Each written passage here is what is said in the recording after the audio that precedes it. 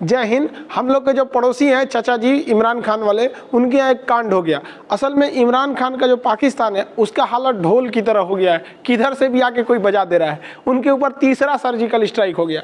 India ने शुभारंभ किया था और उसके बाद अफगानिस्तान ढोल बजा दिया। अब तो ईरान भी उनको ठोक कर चला गया है, सर्जिकल स्ट्राइक कर दिया उनके एरिया में, मार और के दूर तार के अपने 2 सैनिकों को वहाँ से छुड़ाकर वो लेकर चला गया है। देखिए पाकिस्तान के साथ ऐसा क्यों हो रहा है। पाकिस्तान की हालत अभी के वक्त में इकोनॉमी भी गिर रही है, कोरोना ने चौपट कर दिया, आंतरिक कला है, वहाँ पर आतंकवाद वाले हैं सब, बलूचिस्तान का इशू है।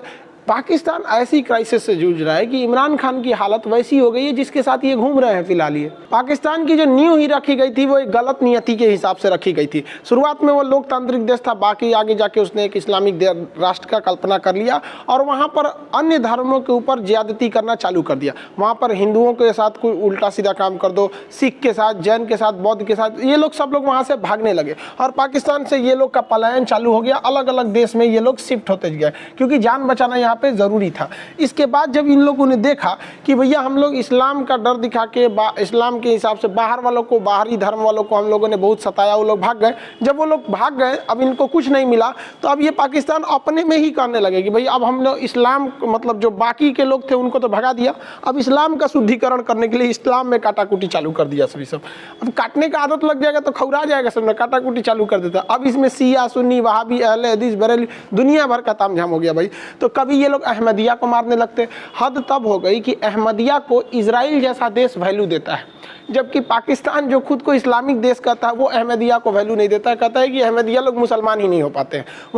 वहाँ पर जो हजारा मुस्लिम हैं उन लोग को वो मार देता है, नरसंहार करके काट देता है। मतलब ये बताइए, छोटे छोटे बच्चों को मार देता है, बलूचिस्तान के लोगों को मार देता है, नरसंहार खुलेआम बलूचिस्तान में मारधार होते रहता है, यहाँ पे ये लोग मार देते हैं। तो जो इनके देश के माइनॉरिटी हैं ये उनको ये लोग जानवरों की तरह मार देते हैं। तो माइनॉरिटी को भाई आपको ख्याल रखना चाहिए। हमारे देश में माइनॉरिटी के लिए एक मंत्रालय है, हमारे देश में अनुच्छेद 29 जो है स्पेशल एक आर्टिकल है माइनॉरिटी के एजुकेशन से रिलेटेड, ये सब चीज़ें, उनका आरक्षण वगैरह हर चीज़ दिया जाता है और यहाँ पे खुलेआम मार और के रद्द कर दिया जाता है इन लोग की आवाज़ को। उसके बाद भी इन लोग का मन नहीं भरता है। मतलब अपने देश में माइनॉरिटी को ये जानवर की तरह रखेंगे तो दूसरे देश में तो इसका असर पड़ेगा। अब बलूचिस्तान का, ये जो पाकिस्तान का ये राज्य है बलूचिस्तान, ये तो अलग होने की मांग कर रहा है। इससे इसकी जो सीमा लगती है ये ईरान से इसका ये बॉर्डर लगता है। अब ये लोग वहाँ पर भी रहते हैं लेकिन ईरान में शिया की अधिकता है, वहाँ पर ये लोग क्या हो जाते हैं, अल्पसंख्यक हो जाते हैं। सुन्नी जो लोग हैं यहाँ पर वो लोग अल्पसंख्यक माइनॉरिटी हो जाते हैं वहाँ पर। ये जो सुन्नी लोग थे लोग यहाँ पर, ये बलोच वगैरह पर अत्याचार वगैरह करने के बाद अब इनका क्या कहना है कि ईरान में इन लोग की संख्या कम पड़ जाती है। अब इनकी संख्या कम पड़ जाती है तो यहाँ पर अपनी माइनॉरिटी को मार दिया, उसके बाद ये इसके देश में एंट्री मार दिए सब, एक नया आतंकवादी संगठन बना के जिसका नाम रखा है जैशुल अल्द। ये जो जैशुल अदल जो है, जैश का मतलब होता है सेना, फौज, जैसे जैसे मोहम्मद, ऐसे करके बहुत सारा आतंकवादी संगठन।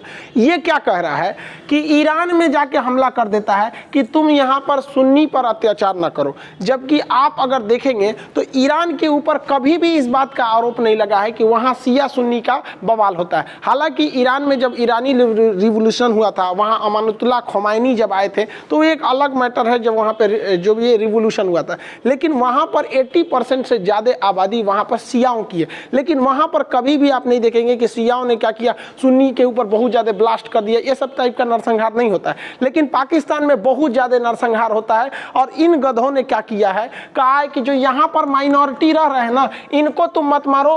भाई मारता तो कोई नहीं है भैया, ये लोग अपने इन लोग को कहते हैं कि इनको बचाने के लिए हम यहाँ हमला करेंगे। मतलब तुम अपने देश में माइनॉरिटी को जिंदा मार दो, कुछ भी कर दो, तुमको कोई ह्यूमन राइट एवोल्यूशन नहीं होता है। लेकिन अगर तुम दूसरे देश के में जाके वहाँ पे भी बम फोड़ के चले आते हैं सब। अब इसमें ईरान इसका ताज़ा शिकार हुआ है। ईरान में ये लोग कई बार हमला कर चुके थे। ईरान में इन्होंने 2017 में यहाँ पे रिवोल्यूशनरी गार्ड के ऊपर हमला किया था। एक्चुअली ईरान में जब रिवोल्यूशन हुआ था तो सद्दाम हुसैन काफ़ी ज़्यादा इराक से ईरान के ऊपर प्रेशर बनाए थे, इसलिए वहाँ पर एक रिवोल्यूशनरी गार्ड नाम की एक फ़ौज बनाई गई। ये क्या थी कि फ़ौज में से ही जो कुछ चुनिंदा फौजी थे उन्हें निकाल कर बनाया गया था रिवोल्यूशनरी गार्ड। इसी के कमांडर थे कासिम सुलेमानी, जिसे पिछले साल डोनाल्ड ट्रंप के इशारे पर ड्रोन हमले में इराक में मार के गिरा दिया गया। 2018 में भी हमला हुआ, दो बार 2018 2018 में जो जैशुल अदल जो संस्था है, आतंकवादी संगठन है, उसने 2 बार 2018 में हमला किया। एक बार चाबहार पोर्ट पर हमला किया था, तो हालांकि चाबहार पोर्ट पर कोई ज़्यादा इफेक्ट नहीं पड़ा। फिर 2018 में ही एक बार हमला करके 12 रिवोल्यूशनरी गार्ड को वो लोग बंधक बना के पाकिस्तान में लेकर चले आए थे, जिसमें एक रिवोल्यूशनरी गार्ड की मृत्यु हो गई थी। बाकी 9 को लोग वापस नेगोशिएट करके छुड़ा लिए थे। वहाँ पर 2 रिवोल्यूशनरी गार्ड ईरान के वहाँ पे बच गए थे। तो इस बार क्या हुआ है, ईरान ने सर्जिकल स्ट्राइक करके हमला कर दिया पाकिस्तान में, और पाकिस्तान में घुस के वहाँ के आतंकवादियों को थूर थार के उन लोग को 72 हूर के पास पहुँचा दिया गया है, और वापस उन 2 जो रिवोल्यूशनरी गार्ड थे उन्हें ईरान ने वापस ला दिया है। अब पाकिस्तान कह रहा है, भारत के ऊपर इल्ज़ाम लगाता है कि यही मन बढ़ा दिया है, अब कोई भी हमको बजा के चला जा रहा है, मंदिर का घंटा बना दिया हम लोग को। अब भाई तुम ऐसा कांडे करेगा तो क्या होगा। ईरान हमारे लिए ज़रूरी है क्योंकि चाबहार पोर्ट उसने दे रहा है। आपको याद होना चाहिए कि ईरान में यहाँ एक मरुस्थल है, नक्शा के क्लास में आपको पढ़ाए हैं, दस्त-ए-लूट का मरुस्थल। ये दस्त-ए-लूट मरुस्थल यहाँ पर है, और ये बलूचिस्तान का एरिया है, पाकिस्तान में अशांत रहता है। तो आप पाकिस्तान की मंशा देख सकते हैं ये किस तरह से यहाँ पर हो गया है। यहाँ पर माइनॉरिटी के लिए बहुत दुर्दशा हो गया, ये दूसरे को बहुत ज़्यादा सताने लगते हैं। अब जैसे अफगानिस्तान को ही देख लीजिए, अफगानिस्तान अभी अर्थव्यवस्था को लेकर परेशान है। वहाँ के तालिबान वालों ने बामियान में महात्मा बुद्ध की मूर्ति पर बम लगा के उड़ा दिया, जबकि महात्मा बुद्ध की पहाड़ काट के वो सबसे प्राचीन मूर्ति थी वहाँ पर। अगर उस मूर्ति पर, महात्मा बुद्ध की मूर्ति को सजो के रखता तो टूरिस्ट से कितना ज़्यादा वो कमा लिया रहता। हम लोग के बिहार में भी अगर आप देखेंगे तो राजगीर में, नालंदा में कितने बौद्ध भिक्षु आते हैं वहाँ पर, गया में देखने के लिए महात्मा बुद्ध के स्थलों को। पाकिस्तान भी माइनॉरिटी का ख्याल रखता, वहाँ पे जो सिख समुदाय हैं, यहाँ जो हिंदू समुदाय है वहाँ के, उन लोग के धार्मिक धरोहरों को सजो के रखता, और उस पर अगर वो 100 रुपये भी टिकट लगाता ना तो जैसे वहाँ पे गुरुद्वारा पे भी सुरक्षित नहीं रह गया, वहाँ भी उल्टा सीधा लोग बयान दे देते हैं। जो मंदिर वगैरह है उसको तो कम से कम सुरक्षित रख देते, और जो भारतीय वहाँ पे दर्शन करने के लिए श्रद्धालु जाते उनकी सुरक्षा की गारंटी देते। तो हिंदुस्तान से इतने लोग चले जाते उन मंदिरों में देखने के लिए, दर्शन करने के लिए, और अगर वो 10-10 रुपये भी दे के चले जाते ना तो पाकिस्तान की अर्थव्यवस्था बच सकती थी। उन्हें अपने जो अभी चाइना से कर्जा लेने के लिए वो चाइना के रखेल बन के बैठे हुए हैं कि कर्जा दे दीजिए, कर्जा दे दीजिए।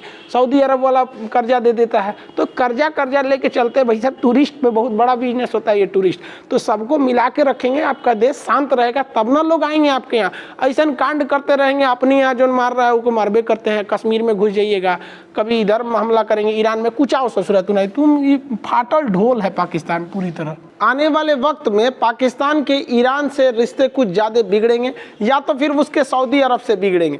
किसी से भी बिगड़े हमारे लिए फ़ायदा है। रीज़न क्या है, हमारी ईरान से भी बहुत अच्छी दोस्ती है और सऊदी अरब से भी बहुत अच्छी दोस्ती है। सऊदी अरब में हमारे यहाँ से बहुत सारे लोग काम करते हैं, तो ईरान से हमें पेट्रोल मिल जाता है, तो ये फ़ायदा। लेकिन जब से जो बाइडन आए हैं, जो बाइडन जो है ईरान को तवज्जो देते हैं, ईरान को वैल्यू देते हैं, और वो सऊदी अरब को पसंद नहीं करते हैं, यहाँ की राजशाही को पसंद नहीं करते हैं।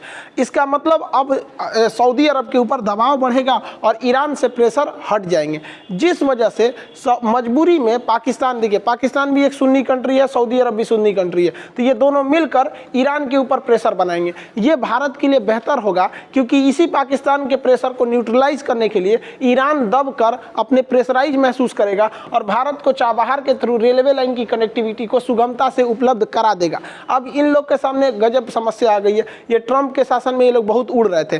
ट्रंप का शासन जो था ईरान के लिए एक ब्लैक एरा के तौर पे था। ट्रंप जैसे चले गए, आप देखते होंगे ईरान अब खुल के आ रहा है, क्योंकि ट्रंप के शासनकाल में ईरान को बहुत दबाया गया था, उनके वैज्ञानिकों को मार दिया गया, सेना प्रमुख को मार दिया गया, कासिम सुलेमानी। तो ईरान के ऊपर एक प्रेशर था, उसके सेना का मनोबल कम हो रहा था। अब इस सेना का मनोबल कैसे बढ़ाया जाए, तो सेना का मनोबल बढ़ाने के लिए थूर दिया गया पाकिस्तान के बलूचिस्तान में घुस के ईरानी रिवोल्यूशनरी गार्ड द्वारा, और वहां के आतंकवादियों को कूच कांच के और जो उनके सैनिक जिन्हें बंधक बनाया गया था वापस लाया गया, जिससे कि ईरान का थोड़ा मनोबल भी बूस्ट हो गया। और ईरान ने दिखा दिया है कि अब जो बाइडन आ गए हैं, अब वो धीरे धीरे अपना विस्तार करेगा। अब पाकिस्तान के लिए गड़बड़ है, सऊदी अरब के लिए भी गड़बड़ है। इस ससुरे लड़ते रहो लोग, भाई साहब हमको यहाँ से तेल चाहिए, यहाँ से रोजगार चाहिए, तेल खत्म, तुम लोग का खेल खत्म। आई होप आप इसे समझे होंगे। नेक्स्ट वीडियो में हम लोग म्यांमार के तख्ता पलट के बारे में चर्चा करेंगे, और नेहरू जी ने जो उस म्यांमार को कोको द्वीप दे दिया था, उस पर म्यांमार ने उसे चाइना को गिफ्ट दे दिया, वहाँ चाइना की नौसेना आ गई, भारत ने पहले क्या गलती कर दिया था, इस सब की चर्चा अगले वीडियो में करेंगे। तब तक के लिए जय हिंद।